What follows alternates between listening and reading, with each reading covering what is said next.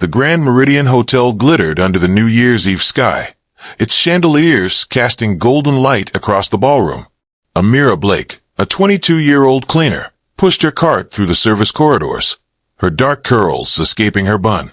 The hotel buzzed with wealthy guests, their laughter spilling into the halls. Then, a blackout plunged everything into darkness. "Great," Amira muttered, fumbling for her phone's flashlight. The emergency lights flickered, and she heard a low curse nearby. A man in a tailored suit stood in the corridor, his silhouette sharp against the dim glow. Dominic Reyes, the hotel's billionaire owner, though Amira didn't know it yet.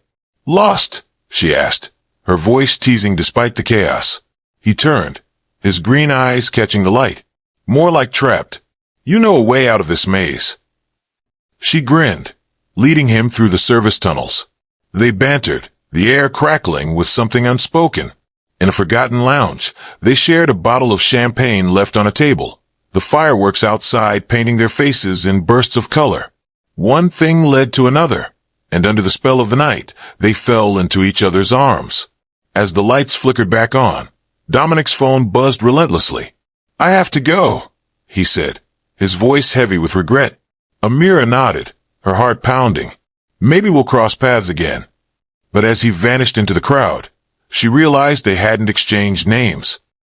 Amira stood in her tiny bathroom, the test trembling in her hands. She was pregnant, and the father was a stranger from a night she couldn't forget.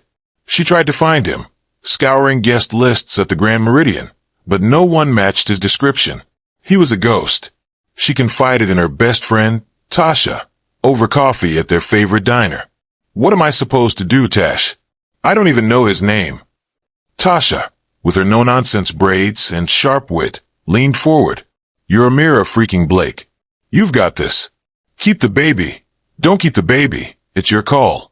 But don't go chasing a man who didn't stick around to leave a note." Amira chose to keep the baby. She left her job at the hotel, unable to face the memories, and moved to a quiet coastal town. She'd raise her child alone, and she'd do it well. 6 years later, a little boy with green eyes like his father sings at a school talent show, unaware his performance is about to change everything. Seaside Cove was a sleepy town where waves whispered secrets, and the air smelled of salt. Amira rented a small cottage, working as a waitress to support her son, Leo. At 6, Leo was a whirlwind of energy, with his father's piercing green eyes and Amira's quick smile. He loved drawing and singing, his voice carrying a haunting melody. Amira watched him play on the beach, her heart swelling. She'd kept Dominic's identity a secret, even from Leo. What was the point? The man was a memory, nothing more. One evening, Tasha visited, her phone buzzing with notifications. "Girl, you need to get Leo on YouTube. Kid's got pipes." Amira laughed. "He's 6, Tash. Let him be a kid." But at the school talent show, Leo's performance of a folk song drew cheers. A parent recorded it, and the video spread online, racking up thousands of views overnight. Dominic Reyes sat in his penthouse office, the New York skyline sprawling behind him. At 32, he was untouchable, a hotel tycoon with a reputation for cold precision. His advisor, Mr. Halston, a wiry man with a permanent scowl, droned on about quarterly profits. Dominic's phone buzzed. Annoyed, he glanced at it. A viral video titled, "Kid's Soulful Song Will Leave You Speechless." He almost swiped it away, but the boy's face stopped him cold. Those green eyes, that jawline, it was like looking in a mirror from 20 years ago. "Sir," Halston prompted. Dominic waved him off, replaying the video. The boy's voice was raw, emotional, and the crowd's cheers echoed in his mind. He didn't believe in coincidences. Not after that night 6 years ago. Amira wiped down tables at the seaside diner, her apron stained with coffee. Leo sat in a booth, sketching a lighthouse. The bell above the door jingled, and she looked up to see a man in a crisp suit, his presence jarring in the cozy diner. Dominic. Her breath caught. He hadn't changed, same sharp jaw, same intensity. But he didn't seem to recognize her. Or was he pretending? "Welcome," she said, forcing a smile. "Table for one?" He nodded, his gaze lingering on Leo. "Cute kid. Yours. Her stomach twisted. Yeah, he's special. Dominic sat, ordering coffee, but his eyes kept drifting to Leo. Amira's pulse raced. Why was he here? Did he know? Dominic's hand froze around his mug. Leo's words hit like a punch. Dreams, huh? He said, keeping his tone light. What kind of dreams? Leo shrugged, his pencil scratching the paper. Just a man by the ocean. He looks like you. Amira swooped in, her voice sharp. Leo, finish your drawing. We're leaving soon. Dominic watched her, piecing it together. The woman's guarded eyes, the boy's face. It was too much to ignore. That night 6 years ago flashed in his mind. The blackout, the champagne, her laughter. Was this her? He left a generous tip and slipped out, but not before glancing at Leo's drawing. It was the Grand Meridian's lobby, unmistakable. Amira's hand shook as she locked the diner's door. Dominic's presence had unraveled her. She hadn't imagined it. He was the man from that night. But why show up now? Was it the video? At home, she tucked Leo into bed. He clutched his stuffed whale, his voice sleepy. Mom, that Maddie's nice. Amira forced a smile. Just a customer, buddy. But her mind raced. She called Tasha, spilling everything. He's here, Tash. In Seaside Cove. What if he figures it out? Tasha's voice crackled through the phone. Stay calm. He's got no proof. Protect Leo. And don't let that man charm you again. Amira's heart stopped. She knelt by Leo's bed, brushing his hair back. Why would you ask that, sweetheart? Leo's green eyes searched hers. He looks at me funny. Like he knows me. She swallowed hard. Your dad, he's not around. But you've got me. And I love you more than anything. Leo nodded, but his frown lingered. Amira kissed his forehead, her mind spiraling. She couldn't keep lying forever. The next day, Dominic returned to the diner, this time with a purpose. He slid into a booth, his voice low. Amira, right? Can we talk? Her pulse spiked.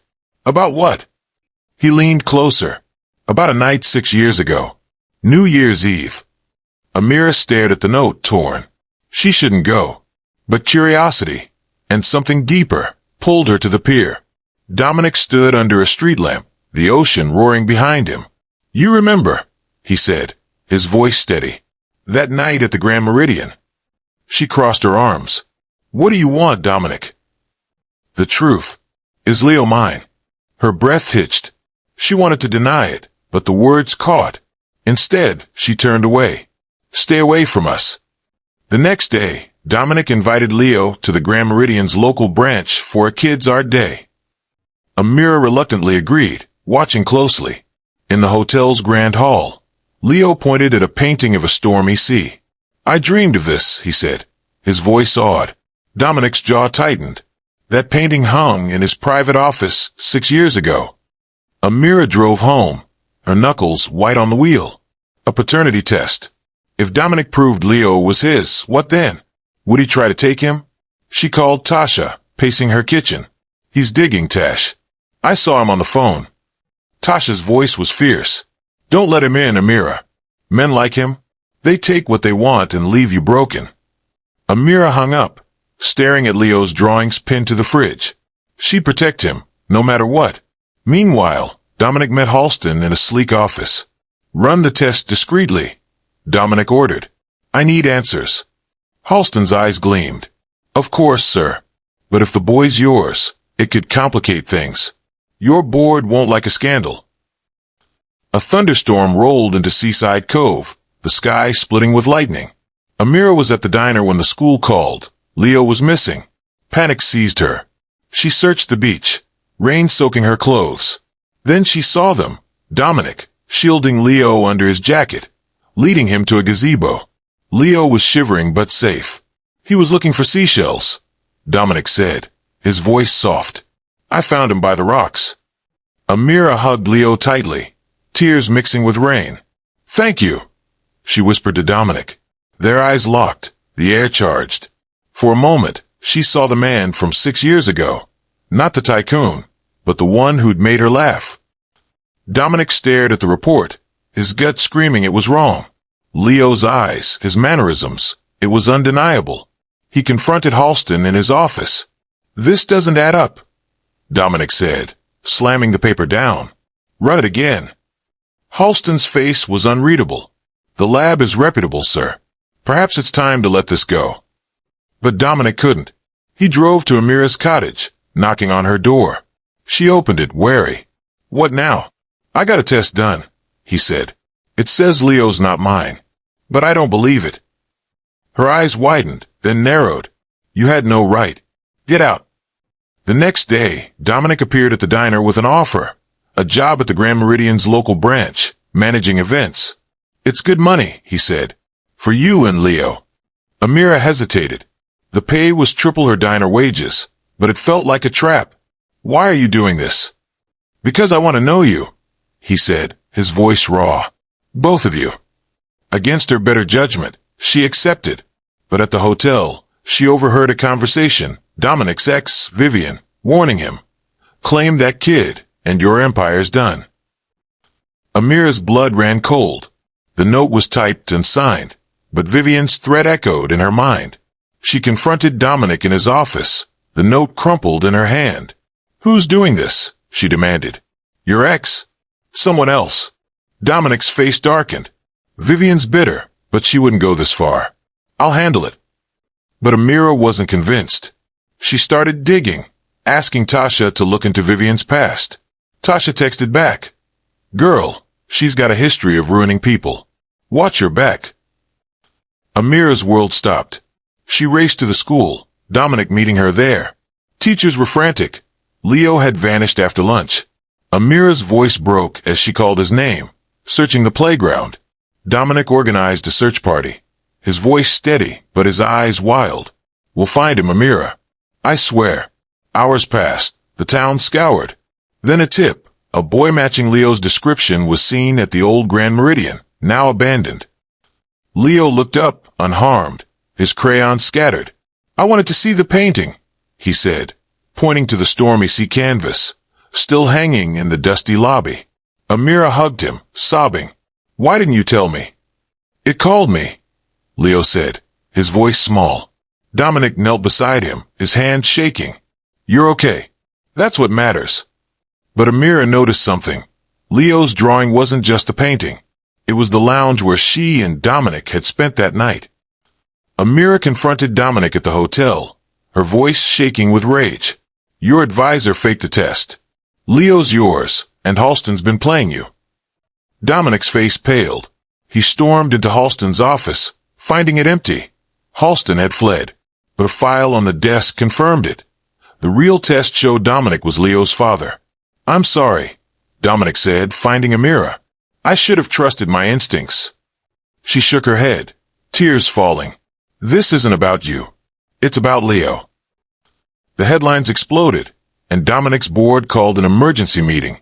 They demanded he distance himself from Leo to save the company's image. Halston, now exposed, had fed them lies about Amira's instability. Dominic faced the board, his voice cold. "Leo's my son. If you can't handle that, find a new CEO." Amira watched from home, stunned, as the news broke. Dominic was stepping down. He showed up at her cottage, rain-soaked. "I chose you. Both of you." Dominic knelt, his voice thick. "I've always been your dad, Leo. I just didn't know it." Amira's heart ached, torn between fear and hope. She let Dominic stay for Leo's birthday, the three of them decorating the cottage with balloons. Leo's laughter filled the air, but Amira couldn't shake her doubts. Tasha pulled her aside. "He's trying, Amira. But can you trust him?" Before she could answer, Dominic got a call. The board was suing him for breach of contract. The lawsuit loomed, but Dominic poured his energy into rebuilding. He reopened the old Grand Meridian as a community center, with Leo's art on the walls. Amira took a leap, agreeing to co-manage it with him. At the opening, Leo cut the ribbon, his smile brighter than the sun. Amira and Dominic stood side by side, their hands brushing. "We're not perfect," he said, "but we're a family." She nodded, her heart full. "Yeah, we are." As the crowd cheered, Leo ran to them, his voice clear. "This is my home." Final image. The three walk down the beach, the hotel glowing behind them, a new chapter beginning.